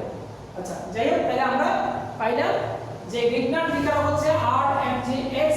আমরা গ্রিগনাট বিকারকের সেই যৌগটা প্রথমেই নিলাম যে মিথাইল ম্যাগনেসিয়াম ক্লোরাইড CH3MgCl। তাহলে মিথাইল ম্যাগনেসিয়াম ক্লোরাইড এটা একটা গ্রিগনাট বিকারক। এটার সাথে যদি পানির বিক্রিয়া করাই, ভালো করে খেয়াল করে দেখো, আমাদের প্রথম ছিল গ্রিগনাট বিকারক থেকে কিভাবে আমরা অ্যালকেন, অ্যালকোহল এবং কার্বক্সিলিক অ্যাসিড পাবো, আরো যৌগ পাওয়া যায়, কিন্তু আপাতত আমরা অ্যালকেন, অ্যালকোহল এবং কার্বক্সিলিক অ্যাসিড। তাহলে মিথাইল ম্যাগনেসিয়াম ক্লোরাইড এটার সাথে যদি পানির বিক্রিয়া করি, পানির বিক্রিয়া হলে আমরা সাধারণত সালফিউরিক অ্যাসিড বা যে কোনো একটা অ্যাসিড, বিশেষ করে সালফিউরিক অ্যাসিডের উপস্থিতিতে পানিটা ভেঙে বিয়োজিত হয়ে হাইড্রোজেন আয়ন এবং হাইড্রোক্সিল আয়ন তৈরি করে। সুতরাং আমি পানির বিক্রিয়া যখনই দেখবো সেখানে কিন্তু সালফিউরিক অ্যাসিডটা দিই। তাহলে সালফিউরিক অ্যাসিডের উপস্থিতিতে পানি যখন মিথাইল ম্যাগনেসিয়াম ক্লোরাইডের সাথে বিক্রিয়া করবে তখন এই হাইড্রোজেন পার্টটা, H+ পার্টটা মিথাইল অংশের সাথে গিয়ে যুক্ত হয়ে CH4 তৈরি করবে মিথেন, আর এখানে OH অংশ যেটা আছে সেটা তৈরি করবে ম্যাগনেসিয়াম হাইড্রক্সি ক্লোরাইড। তাহলে আমরা যৌগ যেটা পাইলাম সেটা কিন্তু অ্যালকেন, এবং আমরা বিক্রিয়া দেখাচ্ছি যে গ্রিগনাট বিকারক থেকে কিভাবে অ্যালকেন পাবো। এবার দেখো, সেই একইভাবে কিন্তু আমরা, অর্থাৎ যদি কার্বনের সংখ্যা 2টা দিই তখন আমার ইথেন উৎপন্ন হবে, এটা আলোচনা তেমন করতে হচ্ছে না। সুতরাং মিথাইল ম্যাগনেসিয়াম ক্লোরাইডের সাথে পানির বিক্রিয়ায় আমি মিথেন পাবো। সুতরাং মিথেনটা হচ্ছে 1 কার্বন বিশিষ্ট হাইড্রোকার্বন মিথেন, এটা সালফিউরিক অ্যাসিডের উপস্থিতিতে বিক্রিয়া করতে হবে। এইবার আসো আমরা মিথাইল ম্যাগনেসিয়াম ক্লোরাইড থেকে অর্থাৎ গ্রিগনাট বিকারকের উপস্থিতিতে এই বিক্রিয়াটা পাইলাম। এখন আমাদের পরবর্তী যে যৌগটা আছে, পরবর্তী যে বিক্রিয়াটা, সেটা বলছে কি গ্রিগনাট বিকারক থেকে কিভাবে অ্যালকোহল পাওয়া যায়। এটা অত্যন্ত ইম্পর্টেন্ট। দেখো বিক্রিয়াটা কি, আমাদের এখানে আবার অ্যালকোহলের মধ্যে 1 ডিগ্রি 2 ডিগ্রি এবং 3 ডিগ্রি অ্যালকোহল এটা আলাদা আছে, কারণ এই গ্রিগনাট বিকারক দিয়ে আমি 1 ডিগ্রি 2 ডিগ্রি এবং 3 ডিগ্রি অ্যালকোহল আলাদা পাইতে পারি। তাহলে সেই হিসেবে আমাদের প্রথমেই HCH ডাবল বন্ড O, আমি জাস্ট এই বিক্রিয়াটা লিখছি HCHO বা ফর্মালডিহাইড বা মিথানল। এই মিথানলের সাথে যদি আমি গ্রিগনাট বিকারক বিক্রিয়া করি CH3MgCl, আমি বুঝার সুবিধার্থে হাইড্রোজেন দুটো উপরে দিয়ে কার্বনের সাথে ডাবল বন্ড এইভাবে করছি। দেখো বুঝার সুবিধার্থে কি রকম, সেটা হচ্ছে এর সাথে যখন বিক্রিয়া করবে তাহলে এই মিথাইল অংশটা কার্বনের একটা হাতে যাবে, তাহলে ডাবল বন্ডটা আর তখন থাকবে না। তখন যে যৌগটা তৈরি হবে কার্বন, এখানে হাইড্রোজেন, আমি এখানে দিলাম মিথাইল, তারপর এখানে OMgCl। দেখো খুব মানে সহজে বোঝা যায়, মিথাইল অংশটা কার্বনের একটা হাতে যুক্ত হইল। আমার এখানে যদি মিথাইল না থেকে অন্য কিছু থাকতো, ইথাইল থাকতো, তাহলে ইথাইল অংশটা এখানে যুক্ত হবে। তাহলে আমরা পাইলাম এটা। তাহলে এই যৌগটা মধ্যবর্তী একটা যৌগ হয়। এর পরবর্তীতে আমি এই যৌগের সাথে আবার পানির বিক্রিয়া করব। পানির বিক্রিয়া হলেই আমরা আগেই বলছি সেখানে সালফিউরিক অ্যাসিড দিতে হবে H2SO4। তাহলে H2SO4 এর উপস্থিতিতে যদি পানিটা বিক্রিয়া করে তাহলে পানির হাইড্রোজেন এবং হাইড্রোক্সাইড আমি দুটো ভাগ করে দেখাই, হাইড্রোজেন অংশটা H+ আর OH অংশটা মাইনাস দিয়ে এবার দেখাই। তাহলে আমাদের যেহেতু এখানে O এর সাথে একটা H দিলেই আমি কাঙ্ক্ষিত যে যৌগটা সেটা হচ্ছে HC, এখানে H, আবার এখানে CH3, এখানে O এর সাথে H, এই যে দেখো O এর সাথে H আর সাথে ম্যাগনেসিয়াম হাইড্রক্সি ক্লোরাইড এই যৌগটা পাচ্ছি। দেখো এটাকে সংক্ষেপে এটা হয়তো আপনি দেখাতে তোমাদের একটু বিভ্রান্তি হতে পারে। আমি যদি এটা সিরিয়ালি লিখি বা দিয়ে এখানে লিখতে পারি CH3 CH2 OH, অর্থাৎ আমি ইথানল পাবো এবং ইথানল হচ্ছে 1 ডিগ্রি অ্যালকোহল। লক্ষ্য করো সেটা হচ্ছে অ্যালকোহল আমাদের 1 ডিগ্রি অ্যালকোহল পাইতে হলে তাহলে সেক্ষেত্রে 1 ডিগ্রি অ্যালকোহল পাওয়ার জন্য আমাদের ফরমালডিহাইড বা মিথানল বিক্রিয়া করতে হবে। মিথানল বিক্রিয়া করলে অর্থাৎ বিগনার বিক্রিয়ার সাথে যদি আমি মিথানল বিক্রিয়া করি তাহলে সেক্ষেত্রে আমরা 1 ডিগ্রি অ্যালকোহল পাবো। এখন মিথানল কেন? কারণ মিথানলে কার্বনের সাথে দুটো হাইড্রোজেন যুক্ত। আমার কিন্তু লাস্টে 1 ডিগ্রি অ্যালকোহলের শর্ত হচ্ছে কার্বনের সাথে OH গ্রুপ যে কার্বনের সাথে যুক্ত হবে সেখানে হাইড্রোজেন দুটো যুক্ত আছে। গেল। আমি কিছুটা শর্টকাট বোঝানোর জন্য এখানে জাস্ট একই বিক্রিয়ার মাধ্যমে তোমাদেরকে বুঝিয়ে দিচ্ছি। যদি ফরমালডিহাইড বিক্রিয়া করে তাইলে কিন্তু 1 ডিগ্রি অ্যালকোহল প্রস্তুত হবে, অন্য কোনো অ্যালডিহাইড না। আমি এখন কার্বনের সংখ্যা একাধিক যদি করতে চাই যে আমার 1 ডিগ্রি অ্যালকোহল তো 4 কার্বন মিশ্র হতে পারে, কিন্তু এটাকে ফরমালডিহাইড অবশ্যই নিতে হবে, তখন কার্বনের সংখ্যা আমি চাইলে এখানে বাড়াইতে পারি। আমার কথা কি বোঝা যাচ্ছে? ধরো আমি 3 কার্বন বিশিষ্ট একটা 1 ডিগ্রি অ্যালকোহল পাইতে যাচ্ছি, তাহলে একটা কার্বন তো এখানে আছে, আরো দুইটা কার্বন লাগবে, তাহলে CH3 CH2 তারপরে MgCl যদি আমি লিখি তাহলে এই দুইটা কার্বন এই একটা কার্বন, তাহলে তিনটা কার্বন চলে আসছে। আর আমাদের শর্তটাও ঠিক আছে যে আমি ফরমালডিহাইড নিলাম বা মিথানল নিলাম। তাহলে মিথানল নিলে তখন আমাদের এই অংশে কিন্তু এই CH2 CH3 অর্থাৎ CH2 CH3 অনেকে আবার ভুলে CH3 টাকে ভিতরে দিয়ে CH2 কে বাইরে রাখে, তাহলে কিন্তু কার্বনের যোজনই ঠিকমতো মিলবে না। সুতরাং এই CH2 CH3 দিয়ে আমি যখন এটা করব তখন এখানেও একইভাবে CH2 CH3 হবে। সুতরাং এই যৌগটা হবে তখন কি দেখো CH3 CH2 এই CH2 OH, অর্থাৎ আমার যৌগটা তখন প্রোপানল হবে, 3 কার্বন বিশিষ্ট, তাও 1 ডিগ্রি অ্যালকোহল। তাহলে 1 ডিগ্রি অ্যালকোহলের শর্তই হচ্ছে আমরা ভিগনার বিক্রিয়কের সাথে অবশ্যই মিথানল বিক্রিয়া করলে কি 1 ডিগ্রি অ্যালকোহল প্রস্তুত হবে। এবার আমরা 2 ডিগ্রি অ্যালকোহল প্রস্তুত করার জন্য কি করব? 2 ডিগ্রি অ্যালকোহল প্রস্তুত করার জন্য আমরা মিথানল নিতে পারবো না, অ্যালডিহাইড নিতে হবে ঠিক আছে, কিন্তু অন্য কোনো অ্যালডিহাইড। ধরো আমি 2 কার্বন বিশিষ্ট একটা অ্যালডিহাইড নিলাম, 2 কার্বন বিশিষ্ট অ্যালডিহাইড CH3CHO, এই যে CHOটা থাকবেই, মাস্ট থাকবে, কারণ আমরা জানি অ্যালডিহাইডে CHO মূলক অবশ্যই থাকে। তাহলে অ্যালডিহাইড নিতে হবে, কিন্তু 1 কার্বন বিশিষ্ট নেওয়া যাবে না, কারণ 1 কার্বন বিশিষ্ট নিলেই তো 1 ডিগ্রি অ্যালকোহল প্রস্তুত হবে। আমি তো চাচ্ছি না 1 ডিগ্রি অ্যালকোহল প্রস্তুত করতে, আমি চাচ্ছি 2 ডিগ্রি অ্যালকোহল প্রস্তুত করতে। তাহলে 2 ডিগ্রি অ্যালকোহল প্রস্তুত করার জন্য মিথানল বাদে অন্য কোনো অ্যালডিহাইড, সেটা অন্য যে কোনো অ্যালডিহাইড, আমি 2 3 4 5 অসংখ্য কার্বন বিশিষ্ট অ্যালডিহাইড যদি নেই, লাস্টে তো CHO মূলক থাকবে, ওই CHO মূলক থাকলেই আমাদের 2 ডিগ্রি অ্যালকোহল প্রস্তুত হবে। তাহলে দেখো এখানে এই যৌগের এই ডিগ্রিটা দিয়ে যদি দেখাই, আমার এখানে আছে CH3, এখানে CHO, CH টা ঠিক থাকলো, এখানে CH3টা হলো, আর CH2 CH3 টা এখানে যুক্ত হলো, OMgCl, O এর সাথে MgCl এটা যুক্ত হলো, গেল। এবার পানির সাথে যখন আমি সালফিউরিক অ্যাসিড উপস্থিতিতে আবার বিক্রিয়া করাবো তখন স্বাভাবিকভাবে এটা কিন্তু আর CH3 শুধু H থাকতেছে না, CH3 হয়ে গেল। এবার দেখো এই যৌগের CHOH আমি যদি যৌগটাকে ভেঙে লিখি তাহলে অথবা দিয়ে লিখলে যৌগটা কি হবে? আমি যদি এখান থেকে স্টার্ট করি তাহলে এখান থেকে স্টার্ট করলে যৌগটা হবে CH3 CH2 তারপরে CHOH এবং এই CH3 কে আমি এই পাশে এটা এভাবে লিখে দিই। তাহলে দেখো এই যৌগ আর এই যৌগের মধ্যে কিন্তু কোনো পার্থক্য নাই, অর্থাৎ এই যৌগটা আমি কোনাকুনিভাবে সাজিয়ে রেখেছি কারণ এখানে বিক্রিয়াটা বোঝানোর জন্য ভালো করে। আর এখানে কারণ এটা দেখে অনেক সময় তোমরা নামকরণ করতে সমস্যা হয় যে কি এটা আবার কি ধরনের যৌগ কোলাকা নেই। যখন আমরা যৌগটাকে এই আঙ্গিকে লিখবো তখন কিন্তু খুব সহজেই নামকরণ করা যায়। এবং এই যৌগটার নাম কি দেখো, আমরা যদি OH গ্রুপটা দ্বিতীয় কার্বনে আছে, কারণ এই দিক থেকে যদি স্টার্ট করি 1 2 3 4, তাহলে এটার নাম হচ্ছে 2 বিউটানল, 2 বিউটানল বা বিউটানল হাইফেন দিয়ে 2। তাহলে এটা 2 ডিগ্রি অ্যালকোহল প্রস্তুত করার জন্য আমরা গ্রিগনাট বিক্রিয়ার সাথে অন্য কোনো অ্যালডিহাইড, মিথানল বাদে অন্য কোনো অ্যালডিহাইডের সাথে যদি আমি গ্রিগনাট বিক্রিয়া করি তাহলে সেক্ষেত্রে আমাদের 2 ডিগ্রি অ্যালকোহল প্রস্তুত হবে। এখন তোমাকে বলা হলো যে 2 ডিগ্রি অ্যালকোহল ধরো আমার 6 কার্বন বিশিষ্ট করতে, তাহলে কি করব আমি? দেখো সেক্ষেত্রে কিন্তু আমার দুটো অপশন আছে। আমি কার্বনের সংখ্যা চাইলে এখানেও বাড়াতে পারি, আবার এখানেও কিন্তু বাড়ানো যায়। আমি CH ও রেখেও এখানে কার্বনের সংখ্যা 3টা 4টা 5টা করতে পারি। তাহলে 5টা যদি এখানে করি আর এখানে একটা কার্বন দিই তাহলে 5 থেকে 6।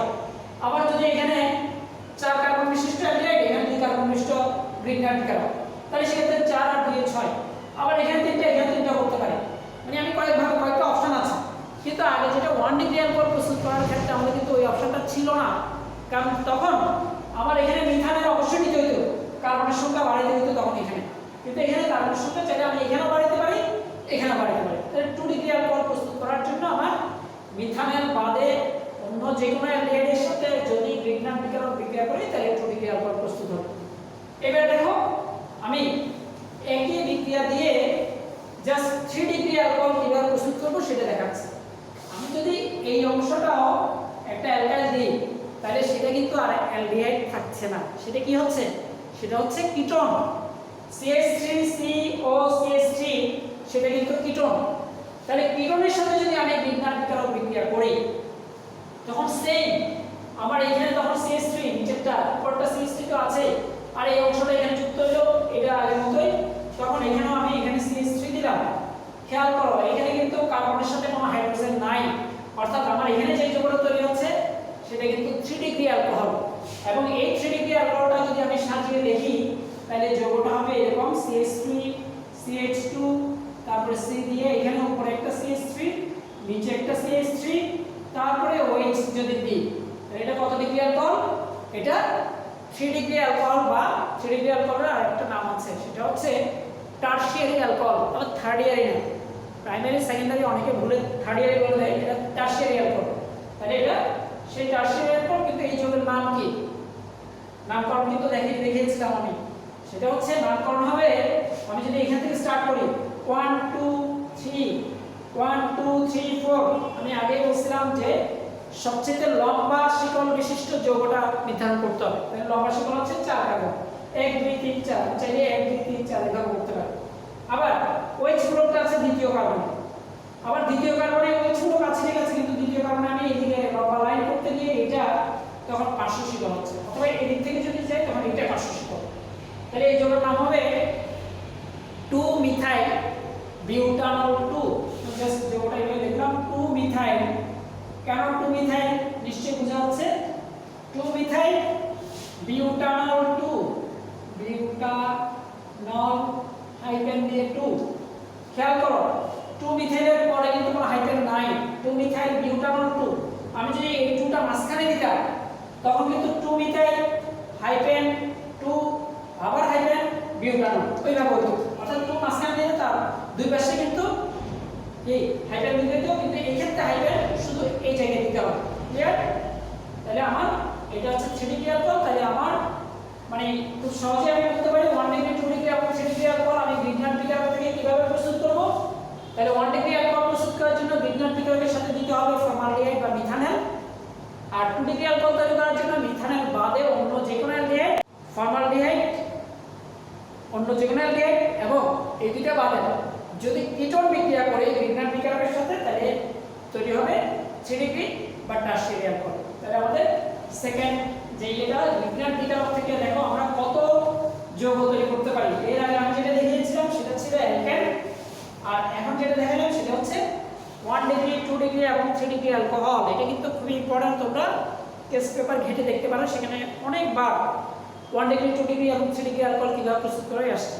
এবার আমার থার্ড যেটা কার্বক্সিলিক অ্যাসিড কিভাবে প্রস্তুত করব দেখো আমি আবারও বিজ্ঞান বিকারক নিলাম CH3 MgCl এটার সাথে যদি কার্বন ডাই অক্সাইড বিক্রিয়া করি এখানে প্রভাব আছে প্রভাবগুলো তোমরা বই থেকে একটু দেখে নিবা এখানে চাপ আছে তাপমাত্রা আছে তাহলে মিথাইল ম্যাগনেসিয়াম ক্লোরাইড বা বিজ্ঞান বিকারক কার্বন ডাই অক্সাইডের সাথে বিক্রিয়া করলে দেখো বিক্রিয়াটা কি হবে CH3 এই যে তারপরে carbon die অক্সাইডটা C double bond O আর এর সাথে OMgCl এই যৌগটা তৈরি করবে দেখো কার্বন ডাই অক্সাইডের অংশটা কিন্তু এখানে ঢুকে গেছে তাহলে এই যৌগটা তৈরি হবে পরবর্তীতে এই যৌগের সাথে আবারও আমার সেই আগের বিক্রিয়া পানির সাথে বিক্রিয়া এবং পানির সাথে বিক্রিয়া হইলেই সেটা সালফিউরিক অ্যাসিডের উপস্থিতিতে হবে তখন ওই যে পানির যে দুটো অংশ বারবারই দেখাচ্ছে হাইড্রোজেন এবং হাইড্রোক্সাইড এখানে হাইড্রোজেন অংশটা ওর সাথে যুক্ত হয়ে যে যৌগটা তৈরি হবে সেটা হবে CH3COOH plus magnesium hydroxy chloride ওই যে দেখো ম্যাগনেসিয়াম হাইড্রোক্সি ক্লোরাইড তার মানে আমরা যৌগটা কার্বক্সিলিক অ্যাসিড তৈরি করলাম এবং এই বিক্রিয়াটাকে কার্বনেশন বিক্রিয়া বলা হয় কার্বনেশন বিক্রিয়া তাহলে ডিকার্বক্সিলেশন বলছি এটা কিন্তু কার্বক্সিলেশন না কার্বনেশন মানে কার্বন ডাই অক্সাইড বিক্রিয়া করলে কার্বনেশন বিক্রিয়া হয় তাহলে বিজ্ঞান বিক্রিয়ার সাথে কার্বন ডাই অক্সাইড এটা কিন্তু পরীক্ষায় আমার কোন একটা বোর্ডে আসছে আমি হয়তো মনে করতে পারছি না এই মুহূর্তে তাহলে গেল আমাদের জৈব যৌগের অ্যানাদার বিক্রিয়া কার্বনেশন বিক্রিয়া অর্থাৎ বিজ্ঞান বিক্রিয়া থেকে তাহলে আমরা কার্বক্সিলিক অ্যাসিডও পাইতে পারি তাহলে বিজ্ঞান বিক্রিয়া থেকে আমরা তিনটা যৌগ দেখালাম অ্যালকেন তিনটা অ্যালকোহল 1 ডিগ্রি 2 ডিগ্রি এবং 3 ডিগ্রি অ্যালকোহল আর লাস্ট ওয়ান হচ্ছে কার্বক্সিলিক অ্যাসিড আমি এখানে কার্বক্সিলিক অ্যাসিড যদি তোমাকে বলা হয় যে আমি 4 কার্বন বিশিষ্ট কার্বক্সিলিক অ্যাসিড তৈরি করতে চাই তাহলে সেই ক্ষেত্রে আমাকে কার্বন ডাই অক্সাইড তো একটা আছে কার্বন ঢুকবে তাহলে আরো আমার টোটাল 4 কার্বন তাহলে আরো 3 কার্বন বিশিষ্ট মানে গ্রিগনাট বিকারক নিতে হবে অর্থাৎ 3 কার্বন বিশিষ্ট গ্রিগনাট বিকারক হচ্ছে তখন প্রোফাইল ম্যাগনেসিয়াম ব্রোমাইড কিংবা প্রোফাইল ম্যাগনেসিয়াম ক্লোরাইড যে কোনো একটা নিলেই হবে গেল এইবার আমাদের এর পরের যে বিক্রিয়াটা আসছে সেটা হচ্ছে অত্যন্ত ইম্পর্টেন্ট একটা বিক্রিয়া অ্যালকিন ও আচ্ছা অ্যালকিন ও অ্যালকাইনে যাওয়ার আগে আমি অ্যালকেনের আর দুটো প্রস্তুতি আছে সেই দুটো প্রস্তুতি একটু দেখিয়ে দিচ্ছি তার মধ্যে একটা বিক্রিয়া হচ্ছে ক্লিমেনসন বিচারণ বিক্রিয়া এখন ক্লিমেনসন বিচারণ বিক্রিয়াটা কি সেটা দেখো আমরা যে কোনো অ্যালডিহাইড বা কিটোন আমি একটা অ্যালডিহাইড নিলাম CH3CHO অথবা একটা কিটোন নিলাম CH3COCH3 দুটো যৌগে CO গ্রুপটা আছে আমি যদি এটাকে ভেঙে দেখি তাহলে C ডাবল বন্ড OH এটা দেখা যায় CH3CHO আর এখানে CO তো আছে অ্যালডিহাইড এবং কিটোন দুটোকে কার্বনিল যৌগ বলা হয় কারণ CO মূলকটাকে বলা হয় CO মূলকটাকে বলা হয় কার্বনিল মূলক তাহলে কার্বনিল মূলক যুক্ত যৌগকে কার্বনিল যৌগ বলা হয় সুতরাং অ্যালডিহাইডও কার্বনিল যৌগ আবার কিটোনও কার্বনিল যৌগ তাহলে যে কোনো কার্বনিল যৌগের সাথে যদি জায়মান হাইড্রোজেন বিক্রিয়া করে জায়মান হাইড্রোজেন শুদ্ধ প্রস্তুত হাইড্রোজেন অ্যাটমিক হাইড্রোজেন বা এটাকে ইংরেজিতে নেসচেন্ট হাইড্রোজেন বলা হয় জায়মান হাইড্রোজেন এই জায়মান হাইড্রোজেনটা কোথা থেকে প্রস্তুত হবে সেটা হলো জিঙ্ক অ্যামালগাম মার্কারের আরেক নাম হচ্ছে অ্যামালগাম এটা একটা সংকর ধাতু জিঙ্ক অ্যামালগাম জিঙ্ক এবং মার্কারের সংকর ধাতু হচ্ছে জিঙ্ক অ্যামালগাম এটা যদি হাইড্রোক্লোরিক অ্যাসিডের সাথে বিক্রিয়া করে জিঙ্ক অ্যামালগাম হাইড্রোক্লোরিক অ্যাসিডের সাথে বিক্রিয়া করলে জার্মান হাইড্রোজেন প্রস্তুত হবে অন্য যৌগ প্রস্তুত হয় কিন্তু আমাদের সেটা কাজে লাগবে না আমাদের যেটা কাজে লাগবে সেটা হচ্ছে জার্মান হাইড্রোজেন প্রস্তুত হচ্ছে এখানেও সেম জিনিস তাহলে এর সাথে এটা যখন যুক্ত হবে তখন আমার এখানে তৈরি হবে CH3 এই যে দুটো কার্বন দুই কার্বন বিশিষ্ট অ্যালকাইন এবং এখানে হাইড্রোজেন এখানে অক্সিজেনের সাথে যুক্ত হয়ে তৈরি করবে পানি এখন জাস্ট সমতাটা মিলাইতে হবে দেখো এখানে যদি অক্সিজেন একটা লিখলাম হাইড্রোজেন দুটো তাহলে এখানে আমি এক্সট্রা হাইড্রোজেন এখানে CH ছিল কিন্তু আমি লিখছি CH3 আমি এক্সট্রা দুটো হাইড্রোজেন এখানে দিছি দুটো হাইড্রোজেন এখানে দিছি তাহলে মোট কয়টা হাইড্রোজেন আমার চারটা হাইড্রোজেন কিন্তু এখানে আসছে সুতরাং অ্যালডিহাইড বা কিটোনের সাথে চারটা হাইড্রোজেন যদি যুক্ত হয় এবং সেটা জিঙ্ক অ্যামালগাম এবং হাইড্রোক্লোরিক অ্যাসিডের সাথে বিক্রিয়ায় যে জায়গায় হাইড্রোজেন উৎপন্ন হয় সেটার সাথে বিক্রিয়া করে একটা অ্যালকেন উৎপন্ন হয়। একইভাবে এখানে 3 কার্বন আছে, সুতরাং আমরা যদি জিঙ্ক অ্যামালগাম বা মার্কিউরেটেড জিঙ্ক বলা হয় বা অ্যামালগামেটেড জিঙ্ক, বিভিন্ন ভাবে এটাকে নামকরণ করা হয়।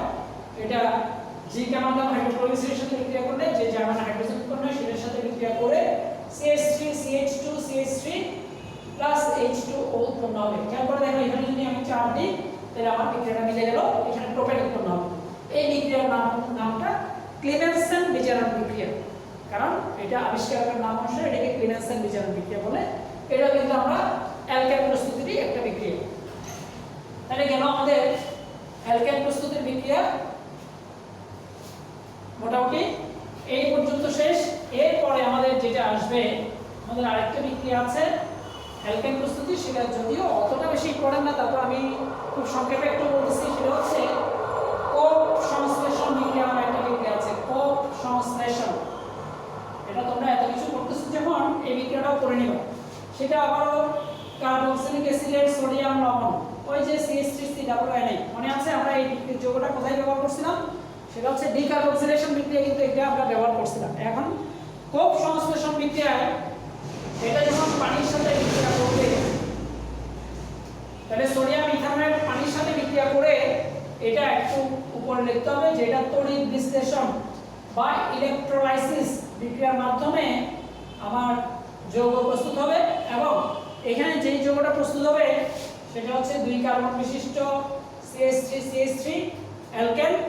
তারপরে আর অন্য যৌগ যেগুলো তৈরি হবে সেটা হচ্ছে carbon die oxide plus sodium hydroxide plus hydrogen. এগুলো আমরা আরেকটু বুঝতে দেখব। তাহলে 2 কার্বন বিশিষ্ট যৌগ এটা বিক্রিয়া করে অ্যালকেন তৈরি হবে, ইথেন। তাহলে তড়িৎ বিশ্লেষণ প্রক্রিয়া, এই বিক্রিয়াটাকে বলা হয় কোপ সংশ্লেষণ বিক্রিয়া।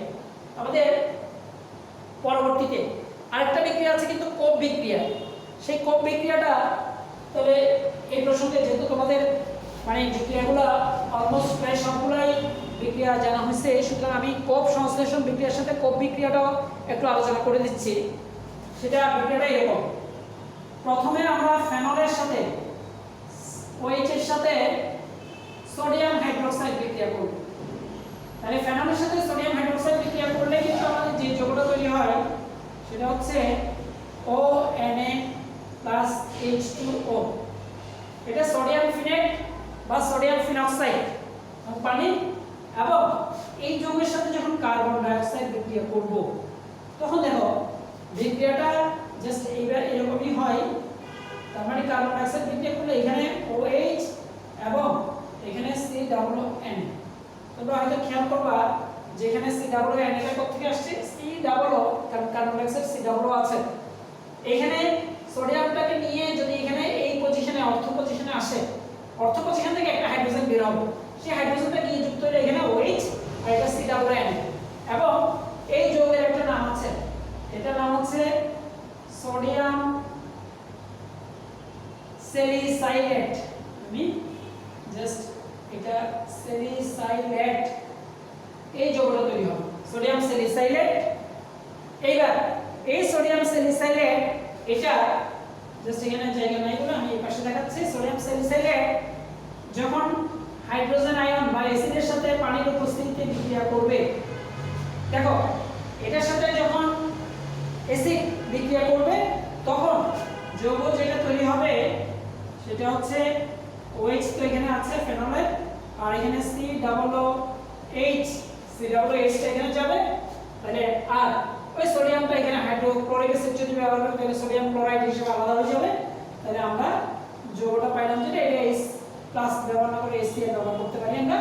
তাহলে আমরা যে যৌগটা পেলাম সেটা হচ্ছে, এটা সোডিয়াম স্যালিসাইলেট ছিল, সোডিয়াম ছিল বলে সোডিয়াম নাই, সুতরাং এটার নাম হবে স্যালিসাইলিক অ্যাসিড। অথবা স্যালিসাইলিক অ্যাসিডের আরেকটা নাম আছে, সেটা হচ্ছে অর্থো হাইড্রোক্সি বেনজোইক অ্যাসিড। কারণ এখানে OH মূলক আছে আবার COOH মূলক আছে। আমরা প্রিভিয়াস ক্লাসে যখন আমরা নামকরণ আলোচনা করেছিলাম তখন কিন্তু আমরা বলছি যে OH এবং COOH থাকলে সেখানে COOH মূলকটাকে প্রাধান্য দিতে হবে। সুতরাং এটা একটা কার্বক্সিলিক অ্যাসিড আর OH মূলকটা অর্থ পজিশনে আছে এটার সাপেক্ষে, সুতরাং এটার নাম হচ্ছে অর্থো হাইড্রোক্সি বেনজোইক অ্যাসিড বা কার্বক্সি মানে স্যালিসাইলিক অ্যাসিড। তাহলে সেক্ষেত্রে আমার এটা হচ্ছে কোপ বিক্রিয়া।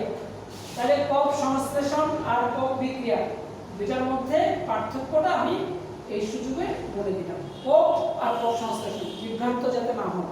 ওকে, এবার গেল এর মধ্যে, তার মানে আমার 10 নম্বর পর্যন্ত বিক্রিয়া ইতিমধ্যে শেষ। এবার আমরা এর পরের বিক্রিয়াগুলো আলোচনা করব। সেটা হচ্ছে কোপ সংশ্লেষণ পর্যন্ত গেল, এরপরে আমাদের 11 নম্বর পর্যন্ত ক্লিমেনসন বিজারণ বিক্রিয়া শেষ হলো। এর আগে কিন্তু আমাদের আরেকটা বিক্রিয়া ছিল অ্যালকিন ও অ্যালকাইনের ওজনীকরণ বিক্রিয়া, খুবই খুবই খুবই ইম্পর্টেন্ট। অ্যালকিনের ওজনীকরণ বিক্রিয়া, বিশেষ করে অ্যালকাইনের অতটা বেশি না দেখাচ্ছি। ধরো অ্যালকিন নিলাম আমি, একদম simple CH2 double bond CH2 plus ওজন O3, এটা কিন্তু বিক্রিয়াটা করবে কার্বন টেট্রাক্লোরাইডের উপস্থিতিতে বিক্রিয়াটা করে। তাহলে ওজনটা বোঝার জন্য আমার ডাবল বন্ড যেখানে আছে সেখানে আমি বিক্রিয়াটা এইভাবে লিখব, CH2 লিখলাম। এখানে ডাবল বন্ড যেটা ছিল সেটা উল্টো করলাম, সেটা ভেঙে দিলাম। একটা অক্সিজেন যাবে এখানে, আর দুটো অক্সিজেন যুক্ত হবে, এখানে একটা অক্সিজেন, এখানে একটা অক্সিজেন। তাহলে এই যৌগটা তৈরি হলো। এবার দেখো এগুলোর নামকরণের ক্ষেত্রে কি আছে, এটা হচ্ছে ইথিন, আর ওজনের সাথে যুক্ত হয়ে যে যৌগটা তৈরি হলো সেটার নাম হচ্ছে ইথিন ওজোনাইড। আমরা যদি প্রোপিনের সাথে বিক্রিয়া করতাম তাহলে সেটা প্রোপিন ওজোনাইড হতো, বিউটিন থাকলে বিউটিন ওজোনাইড। তাহলে গেল আমার মধ্যবর্তী একটা যৌগ ইথিন ওজোনাইড তৈরি হলো। এবার এই ইথিন ওজোনাইড যদি আমি জিঙ্ক এবং পানির সাথে বিক্রিয়াটা করি, জিঙ্ক এবং পানি, দেখো ভালো করে দেখো, জিঙ্কের সাথে বিক্রিয়া, পানিটা যে স্থির চিহ্নের উপর দিলে হবে। বিক্রিয়া হলে আমার এই যৌগে এই অংশ ভেঙে একটা যৌগ তৈরি করবে, এই অংশ ভেঙে একটা যৌগ তৈরি করবে, আর মাঝখানে অক্সিজেন যেটা আছে সেটা জিঙ্কের সাথে যুক্ত হয়ে জিঙ্ক অক্সাইড তৈরি করবে। এবার দেখো এই অংশটা CH2O, এটাকে আমরা এই আকারে লিখতে পারি HCHO, আবার এটাকেও প্লাস HCHO লিখতে পারি, প্লাস সাথে জিঙ্ক অক্সাইড। তার মানে আমাদের দুটো যৌগ তৈরি হলো, অর্থাৎ অ্যালকিনের ওজোনোলাইসিসে আমার কিন্তু এখানে জিঙ্ক অক্সাইড বাদে আরো দুটো যৌগ তৈরি হয়। সেই দুটো যৌগ হতে পারে দুটো অ্যালডিহাইড, হতে পারে দুটো কেটন, অথবা হতে পারে একটা অ্যালডিহাইড একটা কেটন। সেটা আমাদের যৌগের উপর নির্ভর করবে আমি কোন অ্যালকিনটা নিচ্ছি। তাহলে আমরা ইথিন নিলে দুইটা ফর্মালডিহাইড বা দুটো মিথানল তৈরি হবে। দেখো এখানে বুঝার একটা ব্যাপার আছে, সেটা হচ্ছে আমি যখন ইথিন নিলাম, ইথিনের ডাবল বন্ডের এই পাশে এক কার্বন, এখানে এক কার্বন, আমার ভেঙে যে দুটো যৌগ তৈরি হয়েছে সেখানেও এক কার্বন মিষ্টি অ্যালডিহাইড, এখানে এক কার্বন মিষ্টি অ্যালডিহাইড। অর্থাৎ আমি যদি সরাসরি এই বিক্রিয়াটা না করে তোমাকে যদি বলা হয় যে এই যৌগ থেকে আমি কি কি যৌগ পাবো, কি কি অ্যালডিহাইড পাবো বা কিটোন পাবো, সেটা এখান থেকে বলা যায়। ডাবল বন্ডের এই পাশে যতটা কার্বন থাকে তত কার্বন মিষ্টি অ্যালডিহাইড, আর এই পাশে যতটা কার্বন থাকে তত কার্বন মিষ্টি অ্যালডিহাইড। মানে এখানে এক কার্বন, এখানে এক কার্বন, তাহলে এক কার্বন। আমি চাইলে এই দুটো যৌগকে আলাদা আলাদা না লিখে একবারে দুই অণু ফর্মালডিহাইড বা দুই অণু মিথানল লিখতে পারতাম। খেয়াল করো, এবার আমরা আরেকটু জটিল যৌগের দিকে যাচ্ছি। যৌগটা যদি এরকম হয়, ধরো আমি যৌগটা এইভাবে লিখলাম যে CH3 CH2 CH double bond CH2, এটা যৌগের নাম হচ্ছে 1 বিউটিন বা বিউটিন 1, বিউট 1 ইন বা 1 বিউটিন। এইটা যদি আমি ওজনের সাথে বিক্রিয়া করি, সেই কার্বন টেট্রাক্লোরাইডের উপস্থিতিতে বিক্রিয়া করলে প্রথমে ওজনটাকে আমি এই দুটো কার্বনের মাঝখানে সেট করব। তাহলে প্রথমে যৌগটা CH3 CH2 CH2 লিখে দিলাম, এই যে আগের মতোই, জাস্ট ডাবল বন্ডের এখানে একটা অক্সিজেন যুক্ত করলাম, আর নিচের দিকে আরো দুটো অক্সিজেন এইভাবে যুক্ত করলাম। দেখো তাহলে যৌগটার নাম কি হবে, এটা ছিল বিউটিন 1 বা 1 বিউটিন, আর এটা ওজন, তাহলে এটার নাম হবে 1 বিউটিন ওজোনাইড বা বিউটিন 1 ওজোনাইড অথবা বিউটিন ওজোনাইড, যাই দেখতে পারো। এইবার খেয়াল করো, এটার সাথে আমি যদি জিঙ্ক কার উপস্থিতিতে বিক্রিয়া করবে, সেই পানির উপস্থিতিতে যদি বিক্রিয়া করে, তাহলে এই অংশ ভেঙে যে যৌগ তৈরি হবে সেটা হচ্ছে CH3 CH2 তারপরে CHO প্লাস ওই পাশে হচ্ছে HCHO প্লাস জিঙ্ক অক্সাইড। খেয়াল করো আমাদের খুব সহজেই মানে ব্যাপারটা পরিষ্কার হবে। এইখানে আমাদের ডাবল বন্ডের এই পাশে 3টা কার্বন, এই পাশে 1টা কার্বন, এবং আমাদের ফাইনাল যেহেতু যৌগ তৈরি হয়েছে 3 কার্বন বিশিষ্ট এবং 1 কার্বন বিশিষ্ট। তাহলে আমরা খুব সহজেই অ্যালকিন থেকে কোন কোন অ্যালডিহাইড বা কিটোন পাওয়া যাবে সেটা কিন্তু আমরা সহজেই এই বিক্রিয়া করা ছাড়াও কিন্তু আমাদের অনেক সময় অবজেক্টিভের জন্য দ্রুত হয়তো সিদ্ধান্ত নিতে হতে পারে যে কি যৌগ তৈরি হবে, তখন আমরা সহজেই করতে পারব। এবার দেখো আমাদের বিপরীত দিক থেকে যদি আমি চিন্তা করি এখানে যে আমাদের এই দুটো যৌগ প্রস্তুত হলো একটা ওজোন অ্যাসিড, তাহলে আমরা কোন অ্যালকিনটা থেকে আসছি সেটাও কিন্তু খুব সহজে বের করা যায়। এখান থেকে যদি আমি ওজোনের অর্থাৎ এই অ্যালডিহাইডের এই অক্সিজেনটা মুছে দিই তাহলে আমার যে পার্টটা থাকে সেটা হচ্ছে CH3 CH2 CH এই পার্ট, এরপর ডাবল বন্ড দিয়ে এইখানেও অক্সিজেন বাদ দিয়ে আমার যে অংশটা থাকে সেটা CH2। তাহলে আমরা সহজে অ্যালডিহাইড দেখেই আমরা কোন অ্যালকিন থেকে সেটা উৎপন্ন হচ্ছে সেটা সহজে বের করতে পারি। এবার আমরা কিটোনের ক্ষেত্রেও যদি বিক্রিয়াটা দেখাই তাহলে দেখো অর্থাৎ কিটোন কখন তৈরি হবে, যদি কোনো সাইড চেইন বিশিষ্ট বা পার্শ্ব শিকল বিশিষ্ট কোনো অ্যালকিন থাকে। যেমন আমরা সিম্পলি একটা যৌগ লিখতে পারি CH3C, এখানে CH3, তারপরে ডাবল বন্ড CH CH3 এটা লিখলাম। দেখো এটা কিন্তু অ্যালকিন, কারণ ডাবল বন্ড যেটা আছে সেটা অ্যালকিন। সুতরাং এইটার যদি ওজোনোলাইসিস করি আমি খুব সহজেই প্রথমে আমি যৌগটা CH3C এখানে CH3 লিখে দিলাম, আর এখানে CH CH3 তাও লিখলাম, এবং এখানে ওজনের অক্সিজেনটা আমি এখানে জাস্ট যুক্ত করলাম এখানে এবং এখানে, আর নিচের দিকে দুটো অক্সিজেন এইভাবে দেখালাম। দেখো তোমরা একটু খেয়াল করে বুঝবে। তাহলে এরপরে আমি জিঙ্ক এবং পানির সাথে যখন বিক্রিয়া করব তাহলে প্লাস জিঙ্ক এবং সেটা পানির উপস্থিতিতে যদি বিক্রিয়া করে তাহলে এই পাশের অংশটা ভেঙে যে যৌগ তৈরি হচ্ছে CH3CO CH3 এটা কিটোন, প্লাস এই পাশের অংশটা CH3CHO তার মানে প্লাস জিঙ্ক অক্সাইড। সেখানেও খেয়াল করে দেখো আমার টোটাল যৌগের 1 2 3 4 5 5 কার্বন বিশিষ্ট অ্যালকিন। সুতরাং এখানে আমার এখানে 3 কার্বন বিশিষ্ট, এখানে 2 কার্বন বিশিষ্ট যৌগ তৈরি হলো 3 আর 2 5। আবার আমার কোন অংশটা দিয়ে কিটোন তৈরি হবে সেটা খেয়াল করবে। যে অংশে পার্শ্ব শিকল আছে সেই অংশ দিয়ে কিটোন তৈরি হবে, যার যে অংশে পার্শ্ব শিকল নাই সেই অংশ দিয়ে অ্যালডিহাইড তৈরি হবে। তাহলে এভাবে আমরা যে তোমাকে অনেক সময় বললো যে 5 কার্বন বিশিষ্ট একটা অ্যালকিন যেটা ওজোনোলাইসিস করার পরে 3 এবং 2 কার্বন বিশিষ্ট অ্যালডিহাইড এবং কিটোন তৈরি হলো। তাহলে অ্যালডিহাইড এবং কিটোন তৈরি করতে বললেই আমরা জানি যে সেখানে কিটোন তৈরি হলে তার একটা পার্শ্ব শিকল হবে, আর অ্যালডিহাইডের কোনো পার্শ্ব শিকল হবে না। তাহলে এইভাবে আমরা অ্যালডিহাইড কিটোন তৈরি করতে পারি অ্যালকিনের ওজোনোলাইসিস দ্বারা। আমরা অ্যালকাইনের ওজোনোলাইসিস পরে ওটা তেমন একটা ইম্পর্টেন্ট নাও অবশ্য।